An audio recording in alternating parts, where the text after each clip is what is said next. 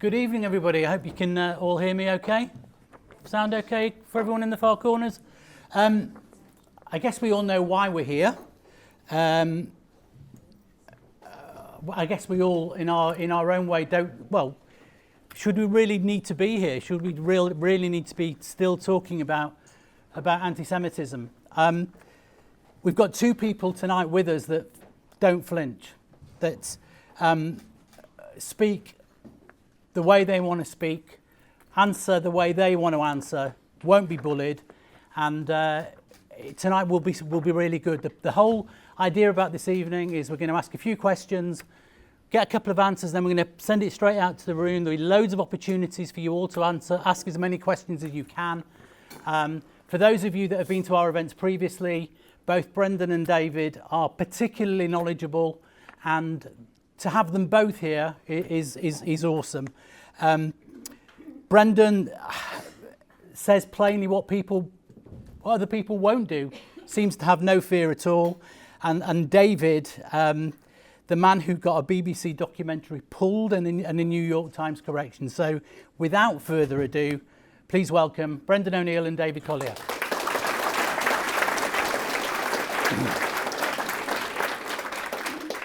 I'm going to start by keeping things on topic, and over the last week there have been two developments that have impacted on many within the Jewish community. First of all, the Palestine Action activists that were jailed, and then the Court of Appeal upholding the ban on Palestine Action. So I want to put this to you both, and Brendan, I'm going to start with you first. Is this system finally taking anti-Israel extremism seriously, or, as the Civil Liberties Lobby insists, is the state going too far in criminalising the right to protest? Where do you sit? I think the jailing of the Palestine Action kids is hilarious, if you ask me. I laughed when I read about it because they're bad people. Let's be honest about it. They are bad people. They fractured a policewoman's back with a sledgehammer.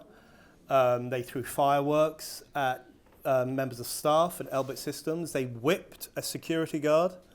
So these are posh kids, silver spoon brats, whipping basic wage men on the back because of where they work. That is not activism. That is, I think, a form of class arrogance. And that's what Palestine Action has always struck me as. It is, this country has always had a problem with aristocratic anti-Semitism. Anyone who knows the history of this country or who has read John Carey's brilliant book, The Intellectuals and the Masses, will know that there's long been a strain of blue-blooded anti-Semitism.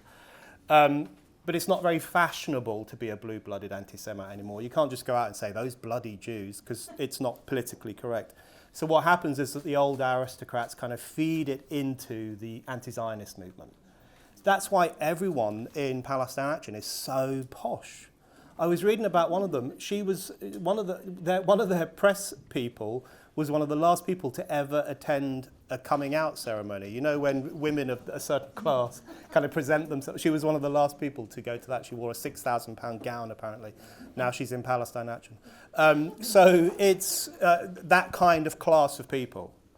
It's the kind of cut glass racial hatred. And it sits very comfortably with Islamist racial hatred. And I think it's that unholy alliance, the Islamo left. So I think they deserve it. They beat people, they assaulted people, they whipped working class people. Those are serious crimes that society should treat seriously. But the only problem I have with their prescription as a terrorist organisation is that I think it gifts them the thing they've always lacked, which is a sense of rebelliousness and danger. And it allows the pro-Palestine classes to present themselves as rebels, to present themselves as daring. The state has kind of given them a gift. Because actually hating Israel, and I'm sorry to say this, although many of you will be aware of this, hating Israel is the bread and butter of bourgeois opinion. It is one of the most it is basically a dinner party prejudice. You're no one in literary circles unless you hate Israel, unless you wear a keffiyeh, unless you applaud every time Sally Rooney makes one of her Gaza speeches. You have to play this role to be a part of polite society. So they've always had that problem of pretending to be rebellious but actually being incredibly conformist. And I think the prescription of Palestine Action allowed them to finally present themselves as rebels. So that's my real problem with it. And that's why I've always been a bit iffy about prescription itself. But this mob, who were sentenced this week, thoroughly deserved it. And will it finally show that the state is getting serious about anti-Semitism? I'm not convinced. I remain to be convinced on that. Yet individuals like Owen Jones, thank you. That's the reaction I expected. They disagree with you wholeheartedly.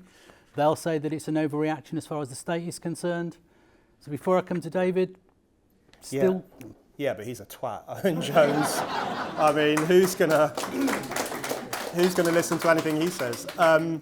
You know, the thing that's really getting on my nerves is that Owen Jones and loads of other people keep comparing Palestine Action to the suffragettes. That is driving me to the cliff edge of sanity, because that is the most inappropriate comparison imaginable. The suffragettes was a movement to expand democratic rights, to include women in the democratic lawmaking of the country. Palestine Action is the polar opposite of that.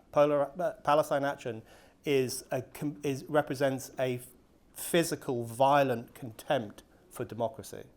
They want to usurp democracy and enforce their writ in this very violent, melodramatic way. They are utterly anti-democratic, utterly anti-ordinary people. They have complete contempt for us. Well, they have contempt for many of you people in this room because many of you are Jewish. That's why they have contempt for some of you. But they have contempt for the country at large. They don't care what we think, so they carry out these stunts. It's a very elitist endeavour that presents itself as radical, so nothing like the suffragettes whatsoever. One final point I'd make on Palestine Action, and this is really frustrating me, and I email the police about it every other week. I still haven't had an answer. Last year, Palestine Action activists smashed up a Jewish business in Stamford Hill. Really took the hammers, smashed the windows, sprayed red paint, damaged some Jewish symbols inside the shop, inside the businesses. A lot of the local people who woke up the next morning and saw all this shattered glass, they said it reminded them of what their forefathers went through not that long ago in Europe, in Kristallnacht, in Europe, in Russia. It brought back those memories. Every time I'm on the radio about this, I raise this and I say to the person I'm debating, are you going to defend that fascist attack on Stamford Hill? No charges have been brought yet because they haven't identified the fascists, I'm very happy to use that word, who carried out that attack. But that's something that should be said to everyone who supports Palestine Action. Maybe you're right that it shouldn't be prescribed as a terrorist organisation. There will be a million different views on that. But justify this attack, this woke Kristallnacht that was carried out in Stamford Hill last year. And I'd love to see some of them justify that. Whenever I raise it, they just go flushed and they can't find their words and they start talking about Gaza and Israel. They can't face up to the fact that one of the most brazenly neo-fascist attacks on a Jewish neighbourhood of recent times was carried out by Palestine Action, and we should always remind them of that. Okay, thank you, Brendan. David, same question. Is the law finally catching up, or is this a step too far? Firstly, what did is okay? Everyone can hear me? Yeah. Right. Look, firstly, I think that the entire system's broken. And I think the prescription of, and I'm going to agree with Brenda, probably not for the last time tonight, I think the prescription of Palestine Action was a mistake. And I think the reason it was prescribed is because the government has basically lost control. You know, I first came across Palestine Action when it was just the two of them, when it was Huda Amori and Richard Bernard. Now, Huda Amori came from the Palestine Solidarity Campaign. Richard Bernard, he came from XR, Christian XR, Extinction Rebellion. And this was effectively the meeting of these two movements, the direct action of the Green crowd with the rabid anti-Semitism of the pro-Palestinian crowd. And this is the marriage that took place. And the truth is this, if the first time that those two thugs had broken into a factory and smashed it up, the police had arrested them, the CPS had charged them, and the jury had put them in jail, we wouldn't have Palestine Action today. It's that simple. If they had done their job as they were meant to have done their job, taken two criminals who broke into a factory, did untold damage, and thrown them in jail where they belonged, none of it would have happened. And I've spent a lot of time over the last 3 or 4 or 5 years now watching, whether it's Insulate Britain, whether it's Just Stop Oil, whether it's XR. We've got a revolving door. You know, this is not Palestine related, but it is. I went to a court case, part of the Insulate Britain, that they were the guys who closed off the M25. Right. So I went to this court case, and I'm watching this girl from Norwich, and she's in there, and these poor police guys, right? They're sitting there and they're going through and they're talking about how they had to arrest her. And they're walking to the M25 and they've got to go through this long, worn-out procedure of count 1, count 2, count 3. They've got to talk to them for hours before they're allowed to arrest her. Finally, she gets arrested. She's put in there the hundreds of police man-hours to put her in front of this judge. The judge flaps her list, right? Sends her packing with £100 fine. That was her 100th arrest. 100 arrests. A day later, I see her in Westminster with a megaphone holding up traffic again. This is part of the same crowd and the same failure. So when you ask me, no, they're not. Until we have and the jury system is now failing us as well. Yeah. A lot of that is down to demographics, where we're now in a situation where 1 or 2 of the 12-member juries are just not going to convict, which is part of the reason we've seen some of these problems. So the entire system is broken. We should be taking these people who are thugs and criminals and putting them in jail when they commit a crime. That is what we should be doing. Is the government scared to do so? No, I don't think it's... I'm not... Again, the law is not my area, so I'm not going to pretend it is. I think it is a breakdown of the system. I've seen the CPS and the police waste ridiculous amount of times. I would imagine the police, and I'm not sticking... I've seen 2-tier precincts, so I've got my own gripes against the police, but I've also seen them waste incredible man-hours. I would imagine confidence in the police force is shot. Yeah. Because they're arresting these people, and the following day they're out doing the same things again. So I'm not sure if this is a government issue. I think it's just a societal problem we have. It's from A to Z. We need to redraw the system. People who break the law should be arrested, charged, and put in jail. Brendan? Yeah, absolutely. If you break the law, you should go to jail. Radical suggestion, but one which is radical these days, because it's, as David says, it's not happening a lot of the time. The other thing is 2-tier policing. And I don't really like the term 2-tier policing. I completely understand what people mean by it. I think we have a bigger problem, which is ideological policing. Because let's just imagine this. I'm a Brexiteer. Sorry to anyone who's a Remainer. No hard feelings. There was a period of time after 2016, we're coming up to the 10th anniversary of that vote, if you can believe it. There was a period of time after 2016 when it felt to some of us as if the vote wasn't going to go through. Parliament was trying to block it. We were incredibly frustrated. There were huge protests in London, peaceful protests. I spoke at one of them in Westminster Square. Imagine if a gang of us had started spraying government buildings in red paint, or smashing things up, or in some other way expressing our frustration that Brexit wasn't happening. Do you think we would have been treated with kid gloves? Do you think there would be, do you think Sarah Sultana would be standing up in Parliament saying, oh, these poor protesters, they're only expressing their freedom of conscience? No, she wouldn't. She'd be saying, throw away the key. And the police would throw away the key. There would be a much firmer approach. That's one of the problems is, and this is what I mean when I say that I don't think the clampdown on Palestine Action represents the state getting to grips with anti-Semitism. In fact, it could be the opposite.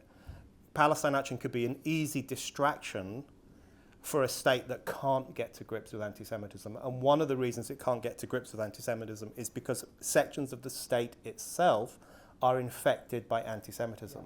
Yeah. So for me, one of the scariest things that's happened since 7th of October, and there are many, many things, but for me, one of the worst was the banning of the Maccabi Tel Aviv fans from Birmingham at the behest of a racist Islamist mob who threatened to go on the streets and beat them up. And the police there, West Midlands police, kowtowed to the racist mob and did their bidding and said, yeah, okay, we'll keep the Jews away. You know, you can trust us to do that. And they did. They kept the Jews away. So their response to a threat of anti-Semitic violence was to say, Jews, you can't come here. They were doing the bidding of anti-Semites. That was, I think, probably the first act of the new era we are in which the armed wing of the state itself enforced anti-Semitism. And that is incredibly serious. And you see that across different sections of the state and certainly political parties. But you see that kind of anti-Semitism. We might come on to anti-Zionism, but I increasingly think we should call it anti-Zionism, which is a hate ideology in itself. So the state can't get to grips with this crisis. It's reluctant to, because very often it's its own sons and daughters who are in these movements that David described so well, who go from, saving the planet to saving Gaza. They always want to save something. Why don't they just save us being a pain in the neck and bugger off? They had this white saviour complex. They're looking for that apocalyptic cause, the end of the world, the end of Palestine. 1 minute it's global warming, the next minute it's the Jews. They're always looking for something they can kind of rage against. They are the sons and daughters of the people who run society. Literally they are. That's the section of society we're talking about. So they are unwilling to get to grips with it. They can't get to grips with it. And I have a horrible niggling feeling that the current clampdown on Palestine action is like red meat to us in society who have an expectation that anti-Semitism, they're throwing us a bit of red meat, and I think we should see through it. Can I just add? Yes. And if you look at the issue of prescription, firstly, the prescription wasn't necessary. Broke the law, arrest them, throw them in jail. You don't need prescription. But this is exactly what Brendan is referring to. It was a treat. It was a present to us. It's like a gift. It's trying to shut us up. Look, we prescribe them. Yeah. They did the same to Hezbollah. They did the same to Hamas. But for them, prescription is the end rather than the beginning. The issue should be, if the group is prescribed, then you hunt them down. They haven't done that with Hezbollah. And we still have some key Muslim Brotherhood figures walking through the streets of London when Hamas are prescribed. In other words, the government treat prescription as a means to shut you up. And then they just let the guys carry on. So talking about prescription, what about the ARGC? Should that be prescribed? Talk me through it. What are your views on it? Brendan, I'll go with you first. I think yes. Or better still, just blown up, destroyed. Whatever happened to, everyone says give peace a chance. What about giving war a chance? That's what I want to know. Yes, I'm not sure. This touches on a point you've just made, which is that it's quite easy for the government to prescribe something or someone, especially when behind the scenes they let them crack on as they were before, almost. Yeah. Hezbollah, there are Hezbollah-linked people in the UK. Some of them are organising these pro-Palestine marches. There are Hamas supporters everywhere, absolutely everywhere in this country, I'm sorry to say it. Large numbers of radicalised Muslims support Hamas. They openly support Hamas. You see it on campuses. When I go to campuses, I see open expressions of support for Hamas. The prescription makes no difference to that. And the state is incredibly unwilling to clamp down. In fact, the only people they are willing to clamp down on are those brave souls who hold up posters saying Hamas are terrorists, and then you'll be dragged to the street for antagonising the poor little Palestine activists. So I'm not sure how much of a difference it would make. How can I say this without sounding anti-British? Because I'm very, very pro-British. Our state at the moment is very, very weak. Yeah. Very, very weak. We can't even stop men in dinghies from sailing onto our shores. We used to rule the seas. Now we can't even stop dinghies with 200 men from Eritrea from sailing on our shores. And when they come here, we can't kick them out. We have to apparently give them a hotel. I've just been in Makerfield covering the by-election. I cannot tell you how angry people are about this issue. It is the number one issue that everyone was talking about. And so we've lost control of our waters. We've lost control of our borders. Keir Starmer is unwilling to to fund the military. We know that from the resignations of the defence minister. There's reports today that Russia fired a warning shot at a yacht. I mean, if that's true, it's game over. If Thatcher was in charge, she'd be bombing Moscow or something, which might be a bit crazy as well. But we send off a signal of weakness all the time. We basically say, come and have a go at us. We're so weak, we'll roll over, we'll let you in, we'll give you a 4-star hotel. We won't get back at you if you fire something at our yacht. You know, just we're inviting people constantly to take the mick out of our country. So I don't know if prescribing the RGC would make that much difference, because Iran would still know that we are a weak state. I think we're a laughingstock for a lot of people. David? Yeah, I go further and say it's not just us. It's the West as a whole at the moment. You know, I did have, I'll be honest, I had some faith or some hope at the start of this war with Iran that at least America had the guts. But now we're seeing that that's not the case either. We're seeing this same weakness. It's all, we cannot fight a war. We are not willing to pay a price for the freedoms that we need to protect. That's effectively the situation we are in, not just as a nation, but as a civilization now.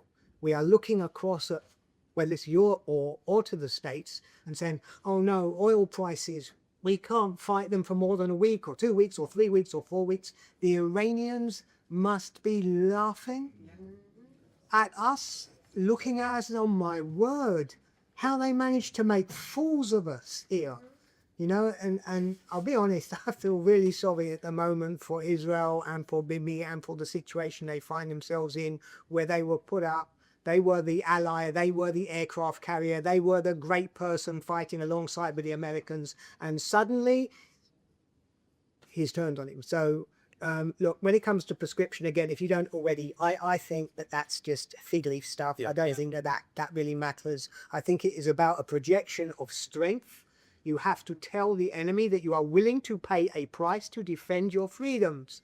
And if you do that, you will get the respect from them. If you don't do it, they'll make fools of you. Okay, I'm going to open it up to some questions at the moment. Anybody like to ask a question on what we've discussed so far? Michelle's got a microphone, so so is that Stephen Mitchell, please, Dad?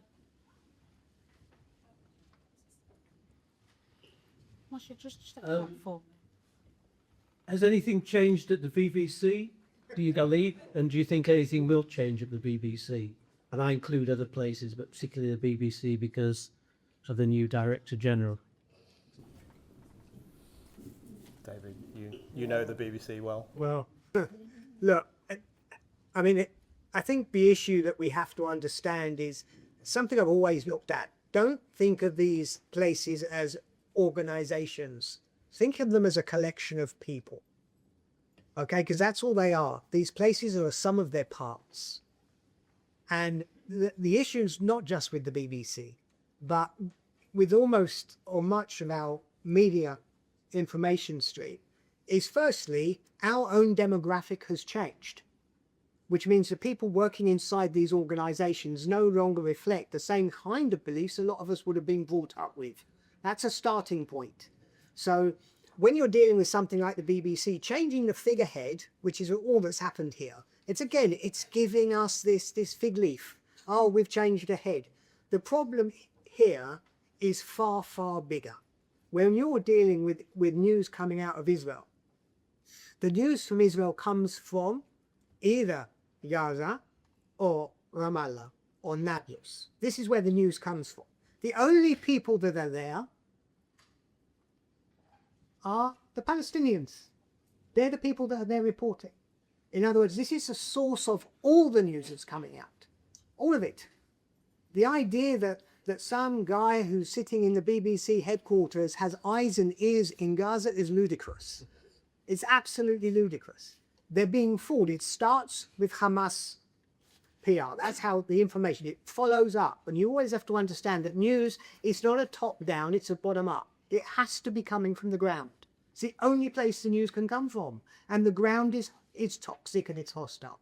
So you had the news leaving that the Islamists, whether they're in Gaza or whether they're in southern Lebanon or whether they're in Nablus, it doesn't matter, leaving there and being handed to people in press jackets who basically work for the very organizations like Hamas or Hezbollah or Islamic Jihad. From there, it's moved over to Sky News Arabic or BBC Arabic. And from there, it moves into the BBC or Sky News. That's how you get some guy sitting in front of you on a TV screen reading you news. That's how it gets there. It's toxic. So is it better? No, it's not. Is changing the leader or the head of the BBC going to help any? No, it's not. Unless they actually understand the fundamental problem with reporting news from those areas, they will never change a thing. That's the way I see it. Okay, got one more. Yes, sorry. We'll come to you in a moment. Just over there, please. Hi, I just wanted to ask, do you think there's a future for Jews in Britain? The Irish. Yeah, the Irish cattle hate. I hope so. I think there is. Someone's shaking their heads. People in this room will know better than I do. I hope there is. I hope the Jews don't leave Britain. Because not only because the Jews will have left Britain, but because it will indicate that Britain is a failed state. That's what it will show. And I wouldn't particularly want to live here if we came to such a situation. I guess I could move back to Ireland, but Ireland's even worse at the moment with all these issues. I think there is. I mean, you'd never know from my writing, which tends to be a little bit acidic at times, but I'm an optimist at heart, believe it or not. I have this dream that sometime in the future, maybe it'll be 5 years, 10 years, maybe it'll be 20 years, maybe it'll be even longer than that. I have a dream that we will look back on this moment and think, what the hell happened?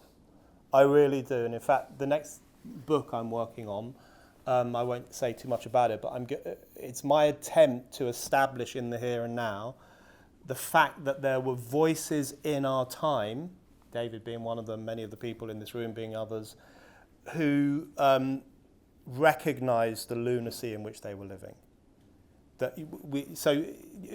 Who recognized that we were going through an incredibly worrying anti-civilizational moment. And anti-Semitism, anti-Zionism are the most brutish expressions of that. But it's important that future generations know that some of us knew that.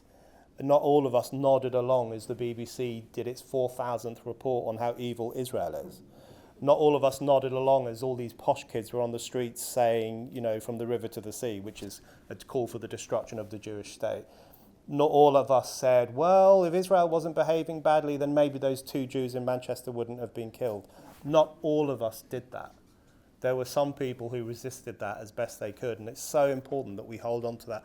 It's difficult to get it across now because our society is awash with this madness, but I think it is important that we carry that candle so at least future generations can look back and say, oh, there were some people. Yes, I think there is a future for Jews in Britain.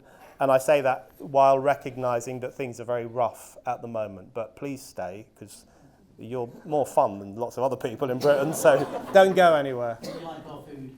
And food's good, yeah. David. Firstly, I want to apologise because it's a really long room. So I really apologise if I'm looking in the wrong places because it's a difficult thing to navigate. Look, Brendan is the optimist. I'm the pessimist. Look, I don't want to, I love history, right? I really do, history. And it doesn't matter really, if we were a bunch of people in a room, and it doesn't matter where you put the pin in the calendar, let's imagine 1912, trying to imagine what Europe would look like 10 years hence. Or if we were in the 1920s, or if we were in the 1930s, or it doesn't really matter where you put the pin. You don't see the big things coming. Right, we can see lots of little like rhythms and stuff going on, and we can try to anticipate, but in reality, looking back in history, you don't see the shocks. So to be sitting here now saying, "Oh, this is going to happen," and I think that goes against what we understand of history. What I believe, having said that, is we're in trouble. I do. I think that if we're looking at the path that the UK is currently on, there's violence ahead. That's my take. There's violence ahead. And our problem as a Jewish community is we like it when society is calm. We like it when the waters are still. That's when we thrive. And we don't like it, and we have trouble whenever the water gets rocky. From all sides, not now just looking at the Islamists who are obviously out there, because at the end of the day, the ones who are stabbing the Jews and burning the synagogues are not called Rob and Bill and Fred, are they? So even recognizing that, we're under threat from all sides, because part of the way that British society could try to defend itself against the rise of Islamism, and we're seeing this now with Restore Britain, for example, going for ritual slaughter. Circumcision would be another possible attack. So you're looking at these kind of ways for the extremes to battle off against each other. It becomes a spiral where the two sides are playing off against each other. Don't want to predict where we will be at the end of it. I hope we're still here, but I'm not as confident as... It's interesting what you say about violence. We have got many volunteers within the group who stand with us on a Tuesday, Jewish, Christian, of no religion whatsoever. I see, and it'd be interesting to get their view, I see that actually when we're talking to people, they're becoming a lot more understanding and a lot more supportive of the Jewish community. They seem angry at the rhetoric, they seem angry at the antagonism, the anger with the pro-Palestine marches. And I think for me, in the reports that we see, that's really rewarding. I don't know if there's anybody who from a Tuesday who would like to add to that, maybe now or later, but for me, I think there is hope. I think there has to be hope. Let's see. Let's listen. Let's get you back here in a year and see how many people are in the room. Yes, please. Yeah, just 2 points following on from what you've said, and putting them in the form of questions. The question, I'm a history teacher, by the way, so I've read it, and I'd like to point out that having been to the Holocaust Museum in Jerusalem, I think the actions of the British people are far more lively than that of the Germans in the 1930s. That's the good news. So the question is, I think one question is, to what extent do you think the memory of the Holocaust has influenced and galvanized people to action? And the second question, for the pessimists amongst us, and I'm thinking of Professor Bredesen here, is how near do you think Britain could be to civil war within 10 years? David, you answer that one first because you've just been talking about violence, so I'll let you take that one first. Again, I look. It's about direction. We have a... Have you left your... No, it's not mine. It's Deb's.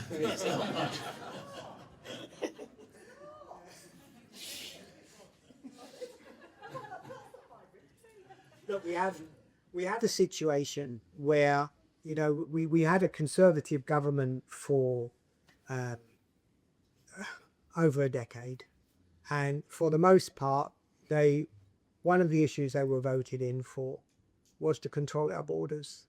It's one of the issues that the Conservatives returned to, and that one of the reasons they got so thoroughly dumped, and the reason we're looking at the rise of reform, is because the people have had enough, and the people want what they've always wanted, which is controlled borders. I simply do not recognise London anymore.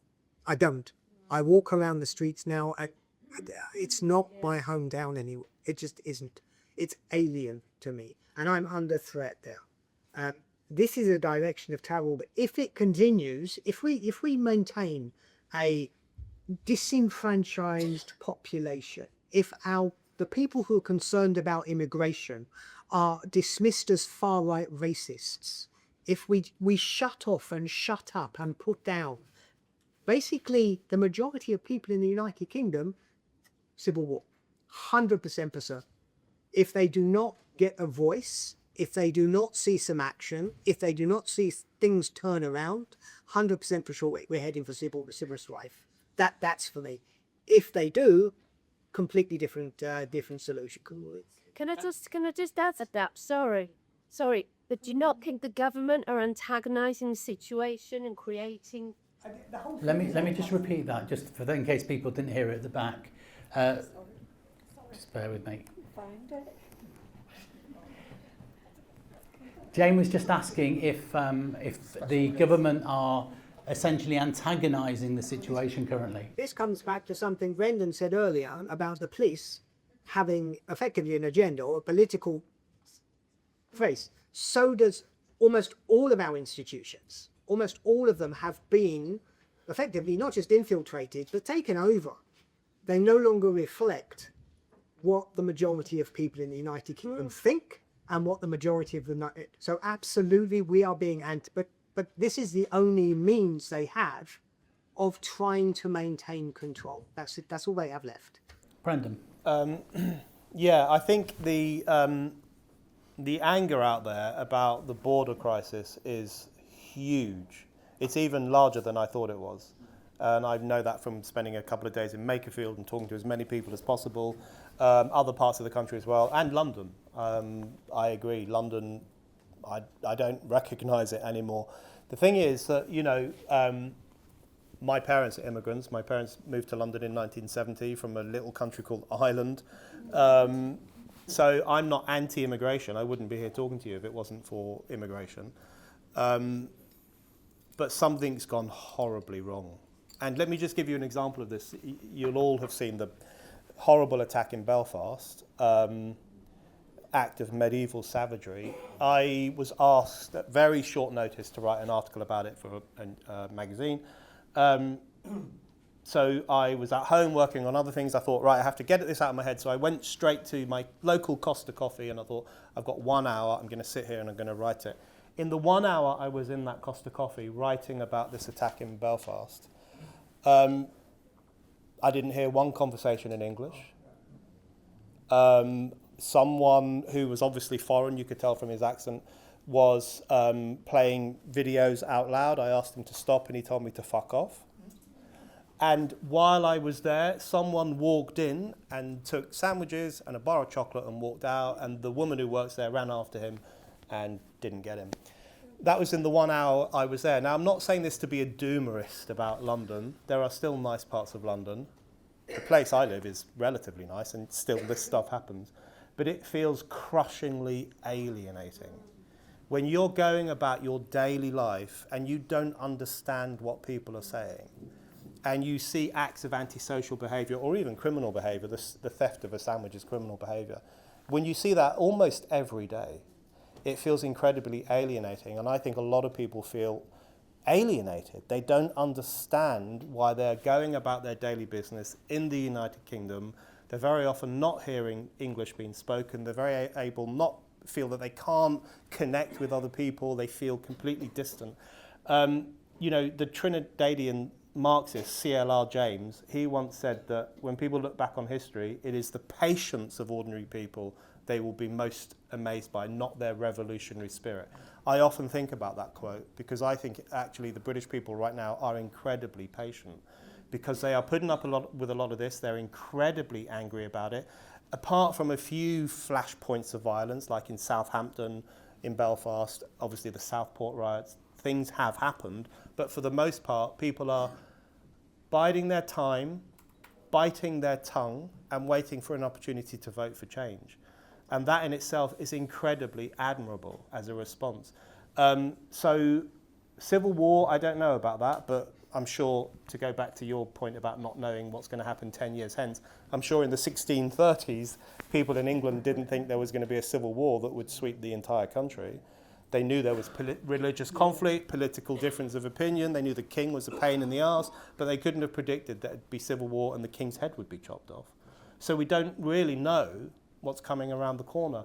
I hope what's coming around the corner is political change that satisfies the public so that we can put off the more kind of dystopic situation. We're going to get on to political change shortly. Phil. Hi. So to what extent do you think that the breakdown of society as a result of Islamification, Douglas Murray might say, for example, or do you think the more fundamental cause is the influx of incompatible cultures to this country who are prepared to assimilate? Perhaps they're the same thing. I guess I'll add to that, and it would be the next question is, do you think a radical change in the political system, such as vote for reform, while we might be voting for the war for turns on us, could be a short-term solution to the issues? Well, the only thing I'd say on that is the problem, we've got the worst of both worlds at the moment, which is that we've got unprecedented numbers of people coming in at precisely the same time that we don't know what our country is all about. So we actively discourage them from assimilating because we don't think we're a nation worth assimilating into. We are consumed by this kind of anti-civilizational self-loathing. So you've got all these people coming in, often from quite regressive cultures, alien cultures. I know you're not allowed to say that anymore, but I'm happy to say it. And we are saying don't assimilate because we're a racist, horrible country. Our history is just one crime after another. Don't assimilate, do your own thing. So we constantly send this signal that you should live in your own world. The thing that we often forget is that assimilation is actually quite difficult. So for example, my parents who worked their butts off in this country and contributed to it enormously, they never really assimilated, if I'm being honest about it. Their accents are still as thick now as they were when they came to this country. Most people don't understand a word they're saying because they have these incredibly thick accents. They only lived amongst other Irish people. The school I went to in northwest London was 90% Irish kids. So much so that in the playground we were split between Irish counties. So I was with the Galway kids, other people with the Offaly kids. We hated Britain. My father refused to allow the Union flag in our house, which made the Britpop era a nightmare. We couldn't even wear our Oasis T-shirts. So we didn't really assimilate. We were well behaved and we contributed to society and we obeyed all the laws, but assimilation is difficult. You stick with your own community. So when society on top of that says don't assimilate, don't bother, your culture is equally valid and lots of these cultures are not equally valid, then you're just like in a tinderbox of tension. I now consider myself British rather than Irish. And I now cheer the England football team rather than the Ireland football team. Now, when I see a Union flag go up, I get tears in my eyes. When I saw them all around Makerfield, I was like, yes, I feel a part of this country. It probably took me about 35 years, probably around Brexit, before Brexit, around that period, that I really started to feel. It takes a long time. And then if you've got someone coming to this country, they're radical Islamists, they pray everywhere, including on my gym floor. I'm always saying, can you move out of the way, please? They feel foreign. They hate Britain. They hate the West. They hate America. They hate Israel. And we're saying to them, don't assimilate because your culture's wonderful. That is a catastrophe. It is a social, moral catastrophe. And until we reverse that dramatically, we're in big trouble.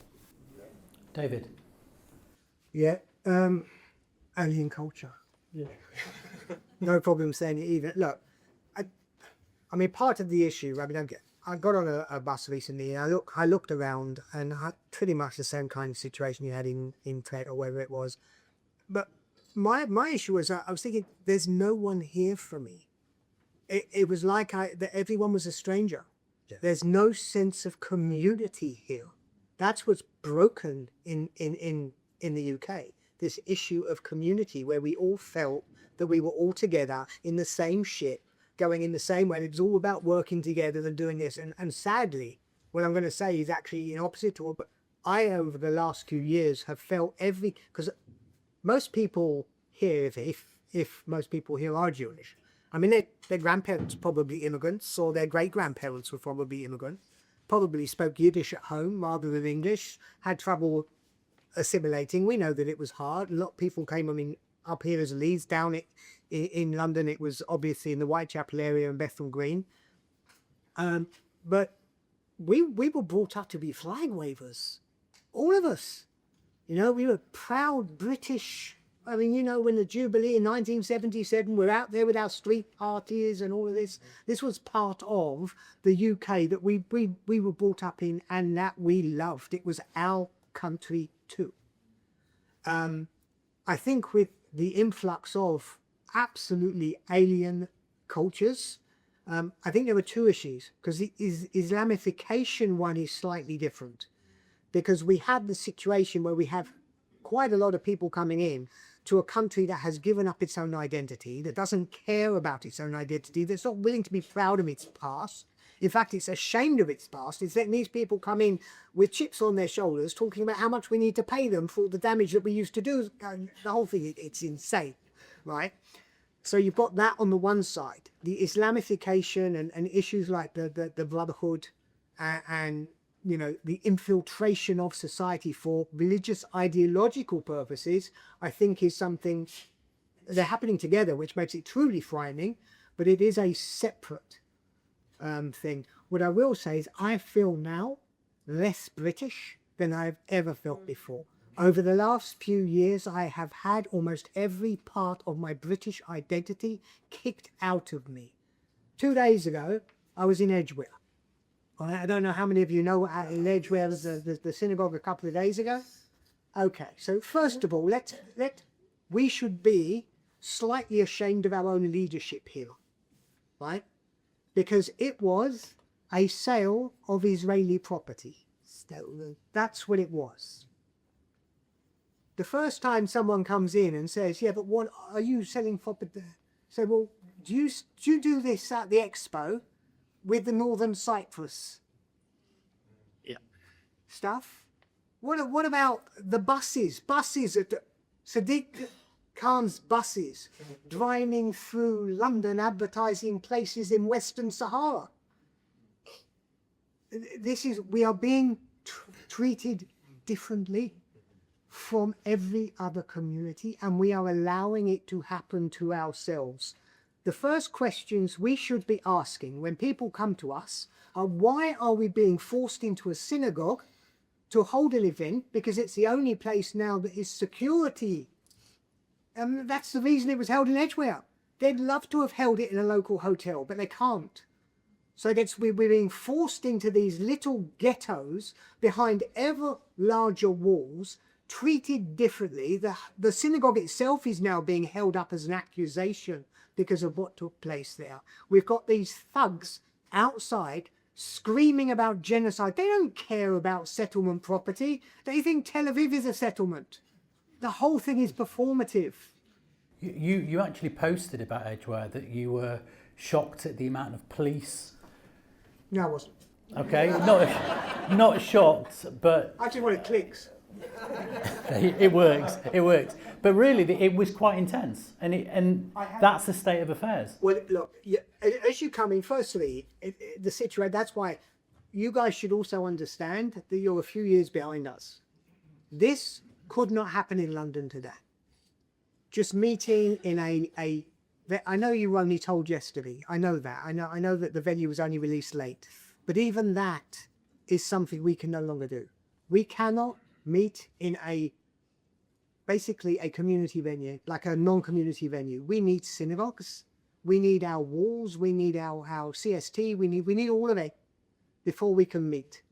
So this is, you come in and police were everywhere. It's a property event. And like I said, there are actually shops in Slough and in London that are selling property in Western Sahara or in Northern Cyprus, and nobody says a word. It was just a sale of Israeli property, and we need to stand up for ourselves better. We need to be able to stand up and say, this is what we're doing, this is what we're having, leave us alone. I'm conscious there's a couple more questions that want to be asked. I just want to say that I fully appreciate what you are saying about the erosion of British identity. I myself, I am Hispanic, as you can hear from my accent. And I wish I could have speak like a native speaker, but I try to do the best I can, and I try to integrate myself into the society and contribute. But I started my career as a secondary school teacher, and I used to teach in Halifax. And in those schools where I was teaching, 98% of the pupils were from Pakistani origin, the Indian subcontinent. But what was striking for me when I arrived in those schools is that the children had English, not even as a first language, but as a third. And I was trying to teach Spanish and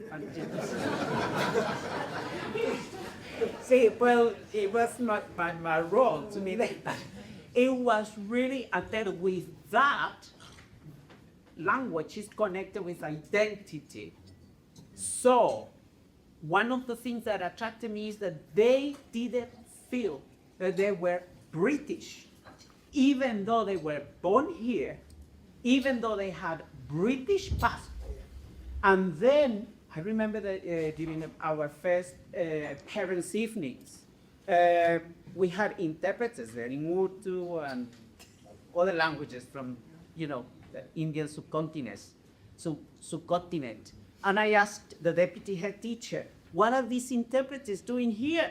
And then he said to me, well, Bernie, he said, the reason why they are here is because parents don't speak English and they have been living here for 34 years. And look, how can you integrate into society? And they transfer those values, Is there a question on this? Yeah. We love you, Bernie, but we've only got an hour, so have you got a question? My question is, I suppose that my question is, how can we change the situation? Because we can't continue like this, otherwise we'll end up with our...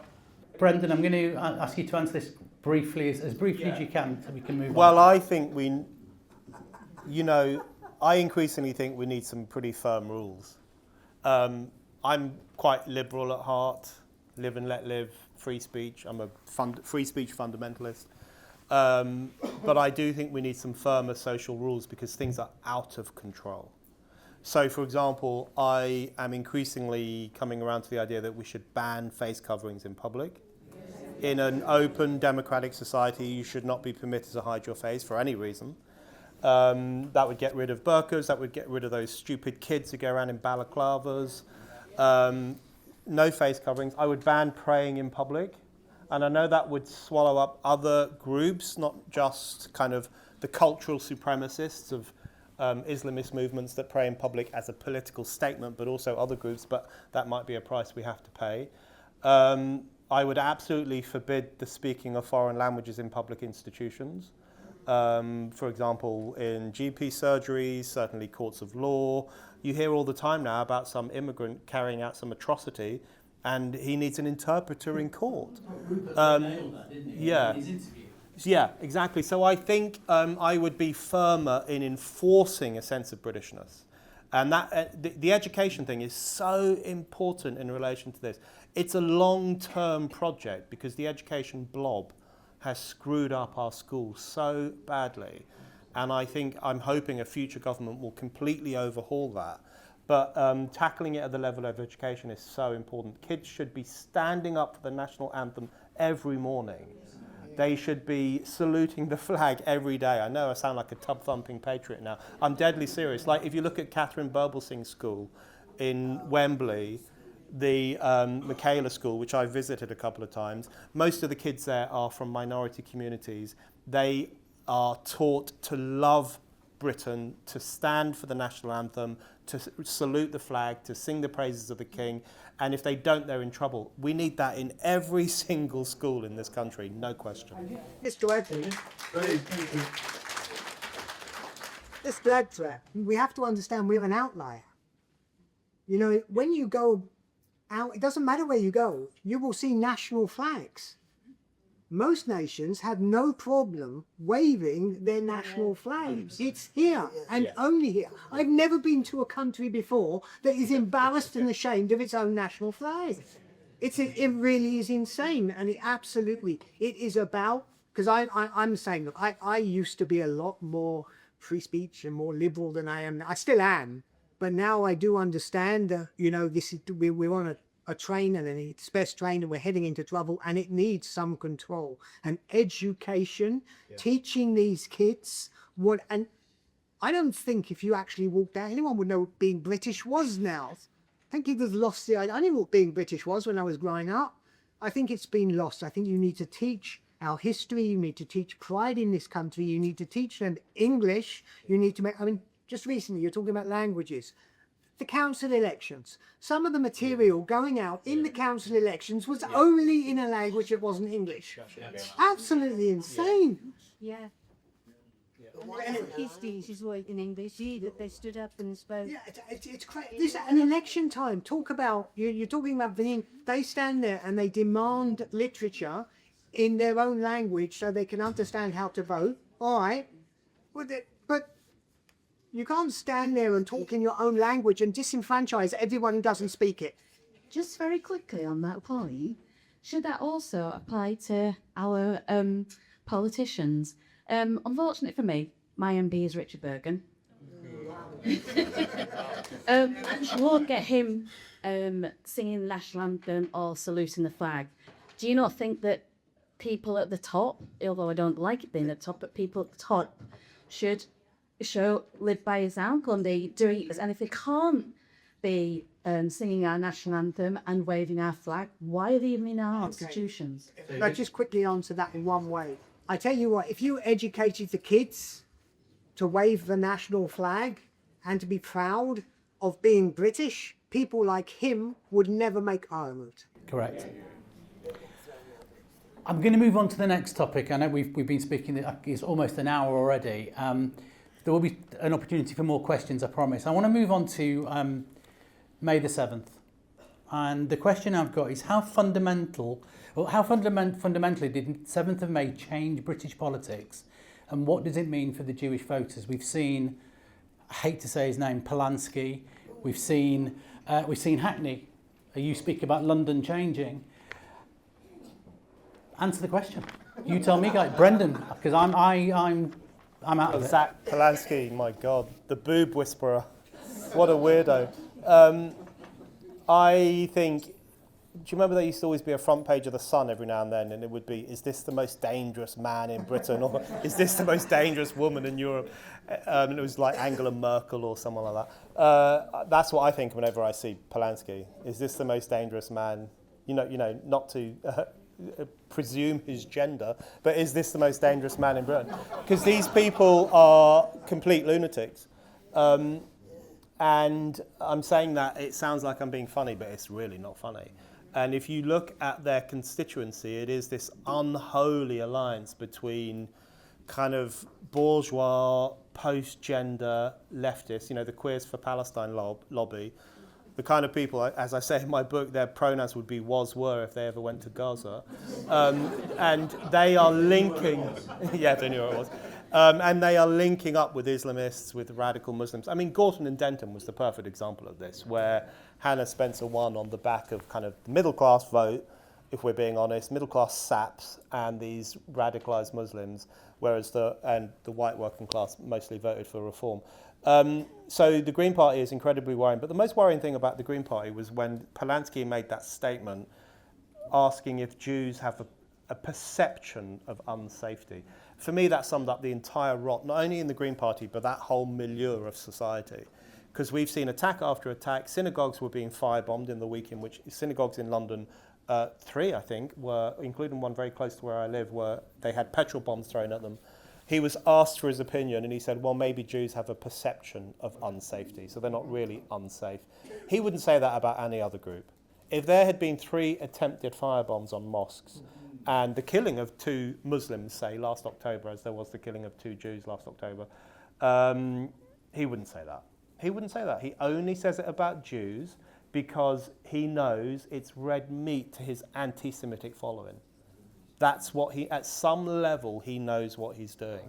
He's keeping his supporters on side by saying these things that he wouldn't say about any other minority. So I think the other worrying thing about the local elections, of course, was the rise of the sectarian Gaza independence, the Islamist movement, the Muslim vote movement. I mean, it's called Palestine Vote, it's called Muslim Vote. These are actual organizations that encourage Muslims to vote along ethnic, sectarian, religious lines rather than political lines.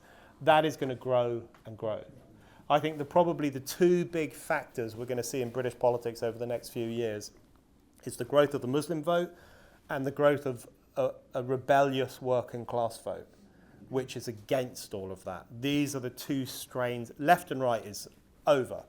It's this sectarian avenue and it's this kind of reform, restore, screw you avenue. Those are the two strains in politics, and the question is which one is going to win out. I know which one I want to win out. I'm going to come back to you about Hannah Spencer, about something else a little bit later, but David, please answer what you think. Look, most of us here, I would imagine, were brought up and grew up, lived here for most of our lives, and every single day that we've existed here, we've lived in a two-party system. And it's the only thing we know here. And we knew exactly how this game played out. And what we've learned over the last, I mean, basically since obviously the collapse of the Tories and now the situation Labour comes in, I mean, we haven't had a Prime Minister hold a term now for what, a decade? You know, this is uncharted waters for us and as a country. And May showed us the direction of travel. We saw, as has just been said, the rise of TMV, the Muslim vote. We're seeing lists of councillors, this was the Palestine vote, where they basically had to say exactly what they thought on Palestine to be recognised and then promoted as a clean pro-Palestinian councillor. This is something that's going to grow, because at the end of the day, the communities behind them are going to grow. We can't look at, in a system like this, we have to understand as well that what these people are doing, and this is the scary part, is they're representing their communities. We sit here talking about how democracy will save us. This is democracy in action. These are people who are voting for the people that will represent them. And sadly, if you look at the most hostile, for the most part, the most hostile MPs on Israel are in areas with large Islamic communities. Yeah. That is democracy in action. We are a community that is going to shrink. They are a community that is going to grow. For us, that is a situation that's going to get worse. When we're talking about the Greens, I mean, look, they've been quite clever, because this is, I mean, with Corbyn, it failed. You know, the Corbyn takeover of parts of the Labour Party, and I was watching it happen. I was part of it in the sense I was undercover inside when it was all going on back in 2015. They've been much wiser this time. They've got themselves their Jewish figurehead. They've got themselves their nice little Muslim co-head. Right, these two boys, they love each other, obviously. And everything else is going on. So attacking them as an anti-Semitic party, this is the classic issue we had with Labour, where Corbyn didn't have a defence. The Green Party have set themselves up with the perfect defence. But he's Jewish. Yeah. It is brilliant. It really is brilliant, because he has to be. I'm not being funny. I mean, there are politicians I don't like that I can respect their intelligence. Right? There are other people out there I don't like them, or even, and I'm thinking about some real nasties, people out there that I can not even respect their intelligence, but respect their integrity politically. This thing, he has to be the most stupid person I've ever seen lead a political party in the United Kingdom. This guy is an idiot, but as he knows exactly how to trigger and wants to He's pressing the right button. Absolutely, yeah. Absolutely. He is a con man of this is what he is. Do you think, though, by the time that we get to the next general election, he'll still have the support? Or do you see it dwindling? Personally, I think I'm not talking about the Greens now, because there's a political issue going on where they are representing now a growing sector of society that we can't ignore. This is, Which has got nothing to do with Green, what we know is Green policy. For sure, and it's also got nothing to do with Blairite or Starmerite Labour policies either. This is now a completely new constituency that needs political representation. That isn't going to change, right? Yeah. Him, I think it'd implode. Yeah. Personally. Okay, brilliant. Howard, please, Michelle. Thank you. I do. And all very interesting stuff, but politics is a numbers game. Yeah. And so Labour got under 10 million votes for the last election, 33% of the electoral vote share, but 63% of the seats. I think what you're touching on here is that there's between 4 and 5 million Muslims in the UK and less than 300,000 Jews. So my question is, how can we find a political leader who will have the strength of character and policy to be able to turn this around? David? Okay, firstly, don't think about this as a Jewish problem, right? No, in the sense of, I get where you come. Firstly, on numbers, we have to, even that's wrong, in the sense that there is something going on with Jewish numbers that is hidden. Because our census statistics have been pretty stationary over the last 20 years. We're sitting at about 250 or 260,000, which is fair enough. But Stanford Hill, Candy Island, their numbers are going up. In other words, we have a growing Orthodox community. Our community, the secular, the Uniteds, we're shrinking. We are shrinking. We're watching our synagogues combine and fold. We're watching our butchers disappear. These are things that are going on in our community. So we actually have a shrinking community rather than a static. But the issue you're talking about, the Jews are not the only people who have to worry about the rise of the Islamists. You know, there are a lot, the majority of the United Kingdom had this problem too. So you're right, this is a growing issue and it's something that has to be faced down, but it is not just our problem to face. This is a question. It's a societal issue. The question was, how can we find political... Yeah, but I'm saying, well, it comes with that. It comes with, I mean, you say we find, I'm saying it's about a national, maybe Rendell will take this over from me, but it's about finding national leaders that are willing to face down the rise of Islamism. And one of the ways you do it is control. You need to be able to control. I mean, we've had like the removal of favour. I grew up in a society where I never saw it. Nobody ever covered their face when an enemy came around. You know, where you turn around, you should be able to control what the education, you should be control what's being taught in schools. You have to reduce the level of Islamism, but most importantly of all, you have to name the enemy. You know, I don't know what's going on if you know what's going on in Europe, right? In France, last May, they produced a massive document on the Muslim Brotherhood and the Muslim Brotherhood's infiltration into Europe. The Swedish, right, they're now looking at the situation as well. They've actually banned the word, they don't want banning the word Islamophobia. The Germans, they actually have a special directorate that looks after the constitution that deals with political Islamism, because our problem is simple. We consider violent Islamism to be the threat, and we pretty much ignored non-violent extremism. But that's the way the Brotherhood work. It's non-violent extremism that we need to be tracking, because they're the ones going through our systems and infiltrating. So what we need is leaders that are able to understand the threat, basically identify for what it is, and move against it. That's where. Brendan chomping at this. Well, yeah, you mentioned that Sweden wants to ban the word Islamophobia. It's worth reminding ourselves that 10 years ago or so, the Metropolitan Police seriously discussed banning the word Islamist. Yeah. So, you know, that's how messed up we are. They wanted to ban the word Islamist because they said it would associate acts of violence with Islam, and that would trigger more prejudice in society. They didn't do it in the end, but that's what they were talking about doing. We all remember what happened after the Manchester Arena bombing in 2017. It was almost blasphemy to say it was an Islamist attack.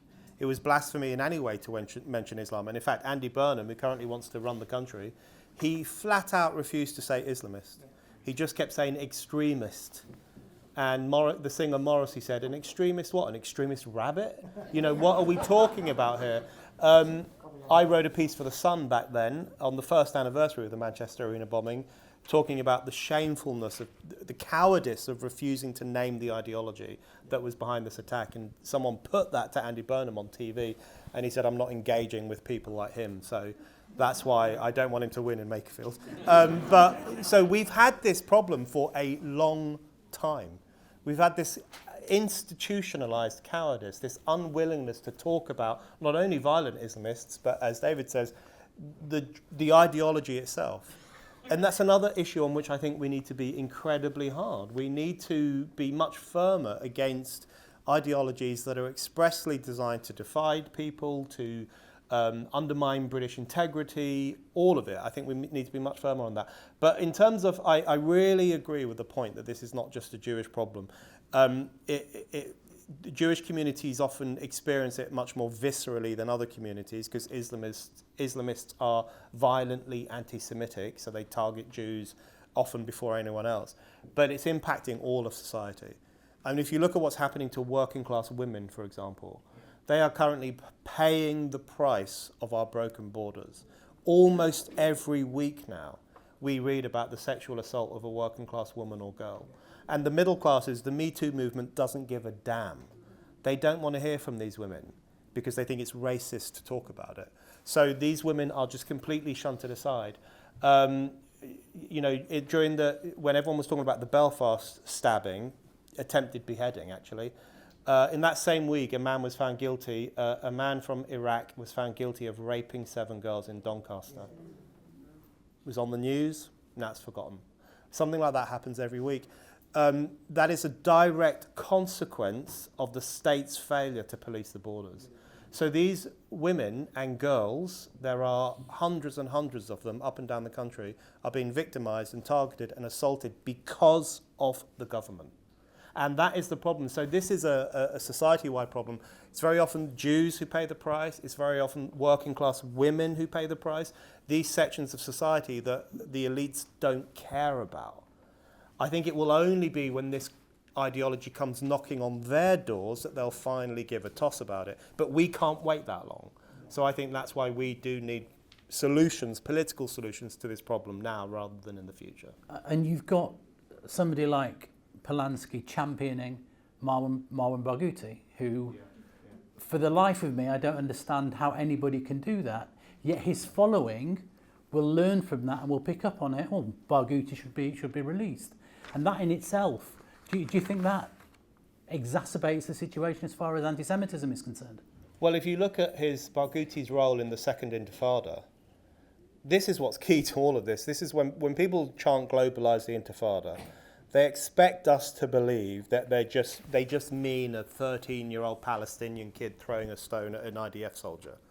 That's what they want us to believe. But we all know what Intifada has meant for the past few decades, especially in the first Intifada too, but especially since the Second Intifada. It has meant apocalyptic anti-Semitic violence. That's what it's meant. And during the Second Intifada, when these guys were at their most influential, it meant blowing up kids at a discotheque in Israel. It meant blowing up buses and burning people alive. It meant killing pregnant Jewish women because they are Jewish. That is what happened. 1,000 people were killed by these armies of anti-Semites. So when the Green Party say those things, that's who they're talking about, the architects of that fascistic violence. So, and you're right, that drips through people's minds. They start to chant Intifada as if it's just this kind of fashionable, nice term, when in fact we know what it means is violence against Jews. So all of these problems, I think, stem from the same source, which is this unbelievable unwillingness of British society to assert its own values against these more threatening ideologies. That is the source of all of this, because it gives a green light to all these different movements. And until we are much more confident as a society, none of this is going to be fixed. David? No, I lived through both intifadas, the first and the second. Before the start of the Second Intifada, I was part of the Oslo peace process. I was a travel agent and started running a business. It was basically built around tourists, and I started publishing a newspaper to advertise my own business. And because the borders were pretty open then, and I used to go across into Ramallah and Nablus and Bethlehem looking for Palestinian businesses to advertise in my hope. So I spent a lot of time there. And I was there about 3 days before the Second Intifada kicked off. And I can tell you that I would go there. My newspaper was published in the Al Ayyam publishing house in Ramallah. That's when I published my own newspaper, because the Jerusalem Post was rubbish. Right? It was terrible. It was expensive. The guys were hacks. They didn't know what they were doing. So I published in Ramallah. So I was there just a few days before, and I'd built up this relationship. And for people who have forgotten, because this is what this is about now. It's now a long time, you know, it's 26 years since it started. How good they had it. How much progress there was between 1993, for all the complaints, between 1993 and the year 2000. The difference you could feel walking through the Palestinian cities. Ramallah was beautiful. It was such a great place. It was a kicking city. 3 days before, they chose to throw it away. They chose to do it. There was no need for the Second Intifada. None at all. The Second Intifada was a violent choice because they could not sign a peace deal. That's what this is all about. The fact that when it came to it, when his back was against the wall, when he needed to say, okay, let's make peace, they chose violence. Now, 2003, there's a pub on the beachfront in Tel Aviv called Mike's Place. And my shop was not far from there. And I had a very good friend, and she was a waitress there. Her name was Dominique. And she came into me. She was French, and she'd come back. I just brought her back. She used to phone me from France and say, I want to come home. So I'd arranged for a ticket to be waiting for her. And she came back. She came in one day, and she had these cakes. She was real proud of herself because she wanted to go off and open up her own business selling cakes. And she'd made these, and she was walking down Ben Yehuda Street, going into bakeries, trying to sell her wares. That night, she was killed in a suicide bombing in Tel Aviv. And here's the kicker. The two boys that did it were not Palestinians. They were British. One was born in Derby, the other was born in London, and they'd flown to Israel just to murder Jews. So when I see people talking about globalize the Intifada, I know exactly. And that is essentially exactly what's happening. Yeah, I know exactly what they mean. I think a lot of people within the room will have experienced very similar as far as the Intifada is concerned.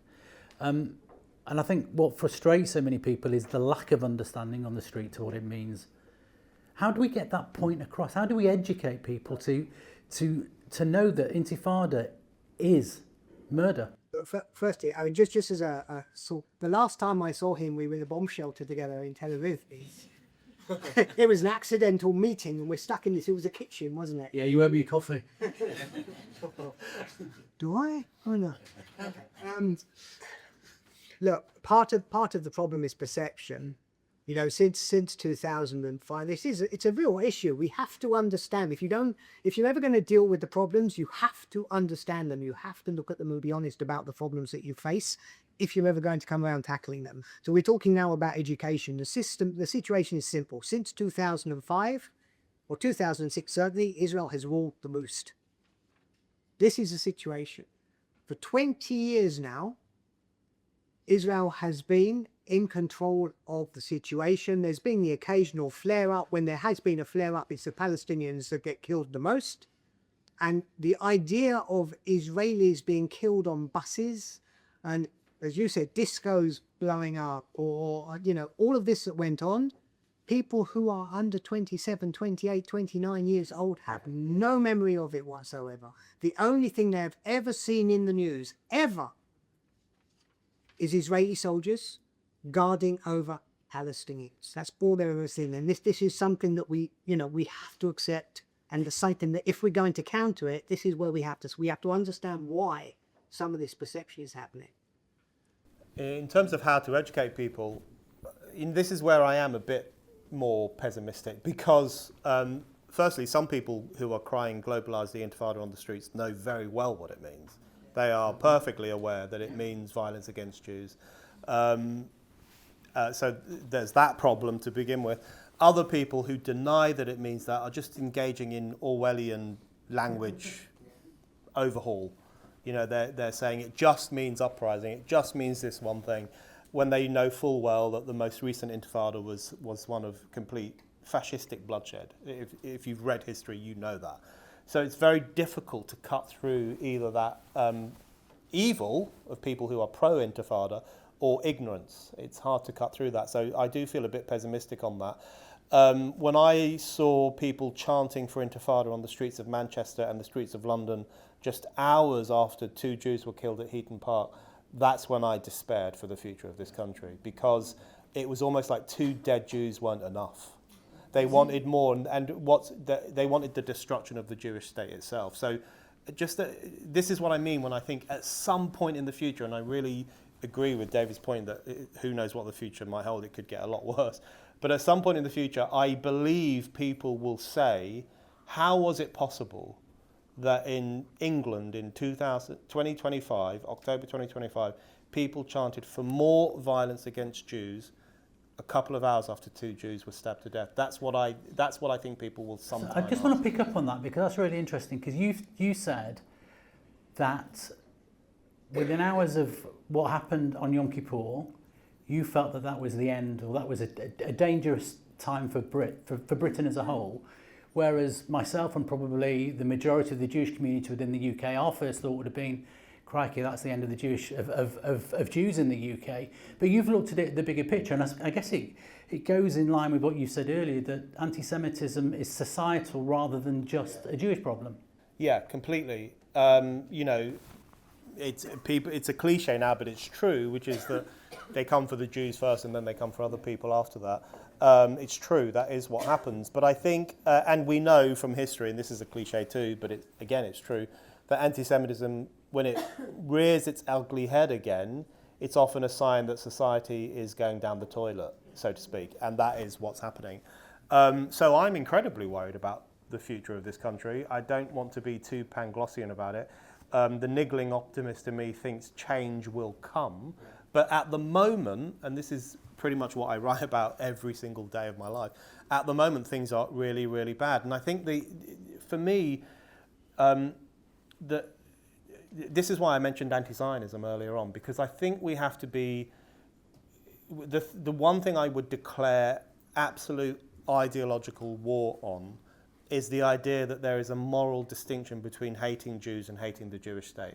It's so important to demolish that argument, because that's the key argument made by all of these people, and in fact made by the chattering classes, the political class, all of them.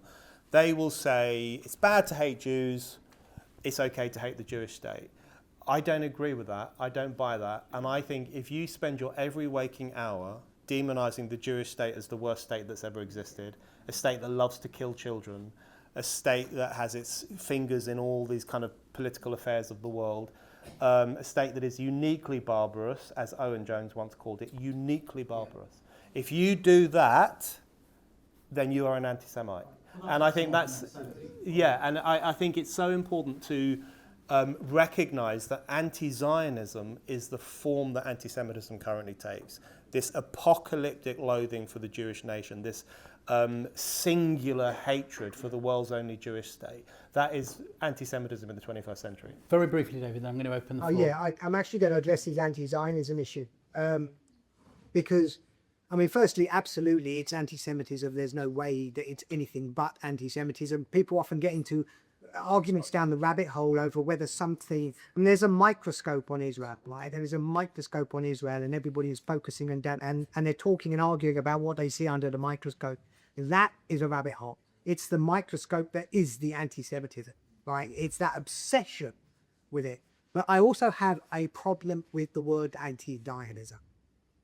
Because Zionism, we know what Zionism is, and we know what opposition to Zionism was.